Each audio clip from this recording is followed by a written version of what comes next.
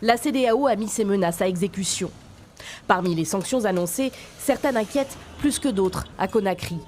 L'organisation suspend son assistance et toutes les transactions financières qu'opéraient jusqu'alors les institutions qui lui sont rattachées, comme sa banque d'investissement par exemple. Le leader du parti d'opposition RRD craint des répercussions concrètes pour ses concitoyens. Lorsque nous rentrons dans les bras de fer, c'est le peuple qui va payer les conséquences. Parce que quand il va y avoir des sanctions qui vont toucher les ménages, la microéconomie, vous allez voir la révolte populaire.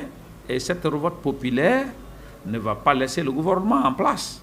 Et c'est ce qu'il faut éviter. Le contexte économique est déjà difficile pour les Guinéens.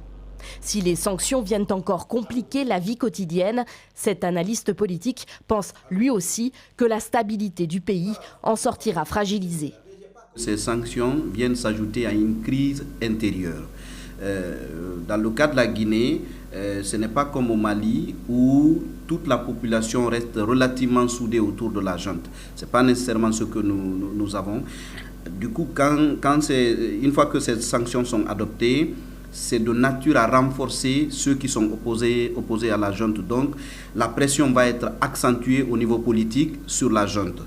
Beaucoup n'ont pas compris les attaques parfois violentes de plusieurs leaders de la junte dès hier jeudi à l'encontre de la CEDEAO et de son président. Nous avons peur que les positions ne se radicalisent et que nous partions dans une relation de défiance entre le gouvernement guinéen et la CEDEAO. Parce que dans ce contexte actuel, la Guinée a beaucoup besoin de la CEDEAO. La Guinée a besoin de ses voisins. La Guinée a besoin de l'expertise des organisations internationales pour vraiment se relever du coup d'État. Ce militant de la société civile et beaucoup d'autres craignent l'escalade. La CEDEAO a donné un mois à la Guinée pour fixer une durée de la transition acceptable où elle adoptera des sanctions plus lourdes.